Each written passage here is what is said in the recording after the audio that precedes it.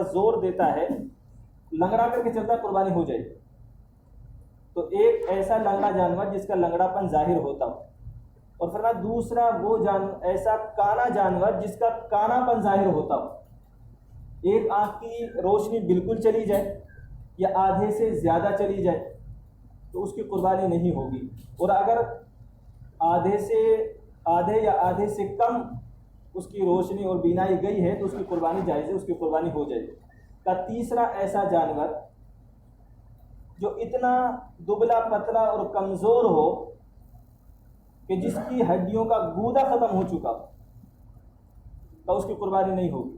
اور ایسا بیمار، چوتھا جانور کا ایسا بیمار جانور جس کی بیماری ظاہر ہوتی ہو، جس نے بیماری کی وجہ سے کھانا چھوڑ دیا ہو، یا یہ کہ آپ اس کو دیکھ کر کے بتا سکتے ہو کہ یہ بیمار ہے، تو اس کی قربانی نہیں ہوگی۔ تو 4 جانور ایسے ہیں جن کی قربانی نہیں ہوگی۔ اب مسئلہ ہے قربانی کرنے کا۔ قربانی کے جانور کو آدمی کو چاہیے کہ اس کو خوب اچھی طرح سے نہلا دھلائے، کھلائے قسم، اس کا پورا انتظام رکھیں، کھانے پینے کا جتنا ہو سکتا ہے راحت پہنچائے۔ قربانی کرنا، قربانی کے جانور کو ذبح کرنا، یہ جانور کے ساتھ بھلائی کرنا ہے۔ اللہ کے نبی صلی اللہ تعالیٰ علیہ وسلم نے ارشاد فرمایا کہ آدمی کو چاہیے کہ سب کے ساتھ صلہ رحمی کا معاملہ کرے، یہاں تک کہ ذبح کیے جانے والے جانور کے ساتھ بھی صلہ رحمی کریں۔ صحابہ کرام نے پوچھا یا رسول اللہ ذبح ہونے والے جانور کے ساتھ صلہ رحمی کیا ہے؟ بھائی صلہ رحمی یہ ہے ذبح ہونے والے جانور کے ساتھ کہ جب اس کو ذبح کیا جائے تو تیز چھری سے ذبح کیا جائے کہ اس کو تکلیف کم سے کم ہو۔ اللہ کے نبی صلی اللہ تعالیٰ علیہ وسلم نے دوسری حدیث میں ارشاد فرمایا کہ اگر آپ ایک چڑیا کو مار کر کے پھینک دیں تو کل قیامت کے دن اللہ تبارک و تعالیٰ اس کا حساب لے گا، اور اگر آپ اسی چڑیا کو ذبح کر کے کھا لیں تو یہ تمہارے لیے ثواب کی چیز ہے، یہ حق ہے جانور کا۔ تو قربانی کرنے میں مسئلہ یہ ہے کہ دعا پڑھنی چاہیے، عربی میں جو دعا ہے وہ یاد ہونی چاہیے۔ اگر کسی کو عربی کی دعا یاد نہیں ہے تو بسم اللہ اللہ اکبر پڑھیں اور دل سے یہ زبان سے یہ ادا کر دیں اردو میں کہ یا اللہ یہ قربانی تیرے لیے، تو قربانی ہو جائے گی۔ لیکن اگر کسی کو عربی یاد ہے انی وجہت وجہی للذی فطر السماوات والارض حنیفا وما انا من المشرکین قل ان صلاتی ونسکی ومحیای ومماتی للہ رب العالمین لا شریک لہ وبذلک امرت وانا اول المسلمین اللہم لک ومنک بسم اللہ اللہ اکبر پڑھ کر کے آدمی کو چاہیے ذبح کرے۔ جانور کو چاہیے کہ قبلہ رخ لٹائے۔ قبلہ رخ کیسے ہوگا؟ جو آدمی ذبح کرنے والا ہے اس کا رخ قبلہ رخ ہو جائے تو جانور خود بخود قبلہ رخ ہو جائے۔ اللہ کے نبی صلی اللہ تعالیٰ علیہ وسلم نے جانور کی قربانی کی ہے۔ اللہ کے نبی صلی اللہ تعالیٰ علیہ وسلم اپنے گھٹنے کو جانور کے مونڈھے پر رکھتے تھے اور پھر ذبح کیا کرتے تھے۔ قبلہ رخ لٹایا جائے، دعا پڑھی جائے، دعا پڑھنے کے بعد کی دعا، یہ تو پہلے کی دعا تھی، یہ بھی یاد رہے۔ جیسے قربانی جب کرتے ہیں ایک تو ہم گوشت بنانے والے کو بلا لیتے ہیں اور ایک جس کا وہ جانور ہوتا ہے وہ ہاتھ اس پہ ڈالتا ہے، وہ ذبح کرتا ہے۔ تو اب اگر 2 آدمی ہاتھ ڈال رہے ہیں تو دونوں کا بسم اللہ اللہ اکبر پڑھنا ضروری ہے۔ اگر جان بوجھ کر نہیں پڑھا، بھولے کی تو معاف ہے، اگر بھول سے نہیں پڑھا وہ تو ایک الگ بات ہے، اس کی تو معافی ہے۔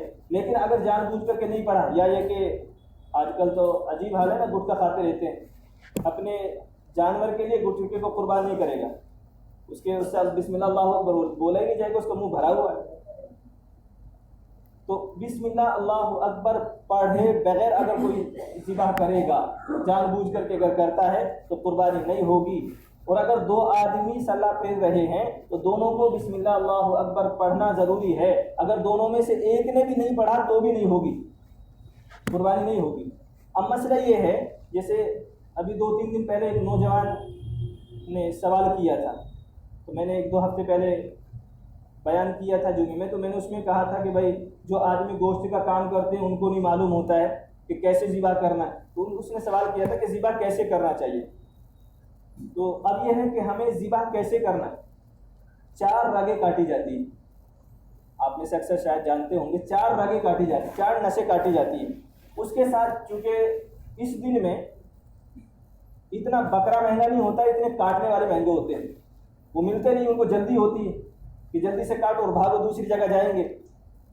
تو 4 رگیں کاٹنے کے بعد جس کو ہم بولتے ہیں حرام مغز، وہ جلدی سے حلقوم میں چھری کی نوک ڈال کے اس کو کاٹ دیتے ہیں، جبکہ اس کو نہیں کاٹنا چاہیے۔ پہلے 4 رگیں کاٹنے کے بعد پورا خون نکل جائے جانور کا، اگر ایک دم 4 رگیں کاٹنے کے بعد اور حرام مغز بھی اگر کاٹ دیا جائے تو جانور کا خون پورا نہیں نکل پاتا، وہ گوشت کے اندر رہ جاتا ہے، جس سے بیماریاں پیدا ہوتی ہیں۔ تو اس لیے پہلے، اور اس سے جانور کو بھی تکلیف ہوتی ہے۔ اس کی مثال ایسے سمجھیں جیسے چھپکلی ہے، تو چھپکلی آپ اگر اس کو ماریں گے اور آپ اس کی پونچھ پر مار دیں تو اس کی جو پونچھ ہے وہ اس سے الگ ہو جاتی ہے۔ اب جو پونچھ جو تڑپتی ہے اس کو تکلیف نہیں ہو رہی ہوتی۔ کیوں تکلیف نہیں ہو رہی ہوتی؟ اس لیے تکلیف نہیں ہو رہی ہوتی ہے کہ اس کو تکلیف محسوس کرنے کے لیے اس کے پاس دماغ نہیں ہے، پونچھ میں تھوڑے دماغ ہوتا ہے، تو اس کو تکلیف نہیں ہو رہی۔ اور اب جو چھپکلی ہے اس سے جو اس کی پونچھ الگ ہوئی ہے اس کو اس کا تکلیف محسوس نہیں ہوتی ہے۔ کیوں؟ اس لیے کہ جس کی تکلیف محسوس ہونی تو اس سے الگ ہو گئی۔ تو جانور کو ذبح کرتے وقت اس کو صرف کٹ لگنے کی تکلیف ہوگی، اس کو صرف کٹ لگنے کی تکلیف ہوگی، جو تڑپ رہی ہے اور جو اس کی پونچھ جو اس سے جان نکل رہی ہے اس کی تکلیف نہیں ہوگی چھپکلی کو۔ تو ایسے ہی جانور کو اس کی 4 رگیں کاٹنے کے بعد اب آپ کہیں گے کہ تکلیف ہو رہی ہے، وہ تڑپ رہا ہے، اس کو تکلیف نہیں ہو رہی ہے، اس کے اندر کا جو خون ہے وہ صاف ہو رہا ہے۔ اس کے بعد حرام مغز کو بالکل ٹھنڈا ہونے کے بعد کاٹا جائے گا۔ ایک تو یہ بڑی غلطی کرتے ہیں۔ دوسرا، قربانی کرنے میں قربانی کا دکھاوا نہیں ہونا چاہیے۔ میں نے پہلے بھی کچھ دن پہلے ایک واقعہ سنایا تھا، شاید متھرا کا تھا، کہ ایک آدمی اپنے بچوں کے لیے لے کر کے گیا خربوزہ۔ غریب کے بچوں نے دیکھ لیا، بچوں میں تو عجیب حال ہوتا ہے، تو بچوں نے گھر پر جا کر کے ضد ہمیں خربوزہ ہی چاہیے۔ اب وہ بیچارہ غریب آدمی ادھار مانگنے کے لیے گیا، غریب کو تو ادھار بھی نہیں ملتا ہے، تو کسی نے ادھار نہیں دیا، کیونکہ آدمی ادھار دینے کے لیے سوچتا ہے اس کو ادھار دوں گا تو یہ دے گا کہاں سے واپسی۔ ادھار نہیں ملا، گھر آیا اور اس نے کیا کیا، اپنے بچوں کے ساتھ خود بھی پھانسی لگا دی، پورا پریوار مر گیا۔ تو اس لیے کسی بھی چیز کو، آج جو حالات ہیں آپ مجھ سے بہتر جانتے ہیں، اس لیے دکھاوا اپنی قربانی کا بالکل نہیں کریں، کہ ایسا نہ ہو کہ ہماری قربانی سے کسی کا دل ٹوٹ جائے۔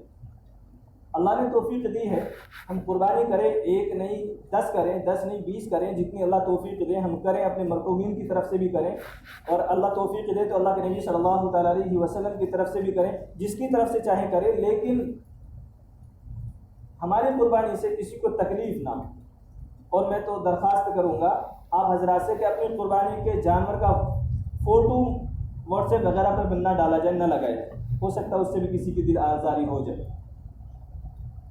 تو یہ قربانی کرنے میں ایسے ہی جب قربانی کا گوشت ہم تقسیم کرتے ہیں، ہم سب کو یاد رکھتے ہیں لیکن شاید غریبوں کو بھول جاتے ہیں، اور اب جو حالات ہیں اس میں غریبوں کو یاد رکھنا اور زیادہ ضروری ہو جاتا ہے، اس لیے غریبوں کو بالکل نہ بھولا جائے۔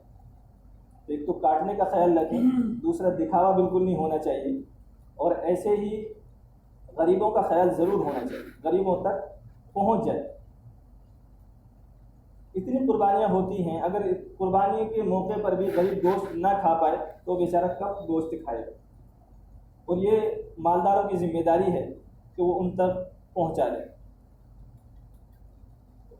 تو میں اور آپ قربانی کریں اور اخلاص کے ساتھ کریں، اللہ تبارک و تعالیٰ سے تعلق ظاہر کرنے کا موقع ہے، اللہ تبارک و تعالیٰ سے اپنے تعلق ظاہر کرنے کا موقع ہے۔ ہم اپنا تعلق اپنے ماں باپ سے ظاہر کرتے ہیں، ان کو اپنے بیوی بچوں سے ظاہر کرتے ہیں، اپنے وطن سے ظاہر کرتے ہیں، ہر چیز سے ظاہر کرتے ہیں، لیکن اللہ تبارک و تعالیٰ سے جو تعلق ہمارا ہے اسے ظاہر کرنے کا ایک موقع ہے کہ ہم اللہ تبارک و تعالیٰ کے نام پر قربانی پیش کریں، یہ اس کا موقع ہے۔ تو اس لیے آدمی کو چاہیے کہ وہ ہر آدمی قربانی کرے۔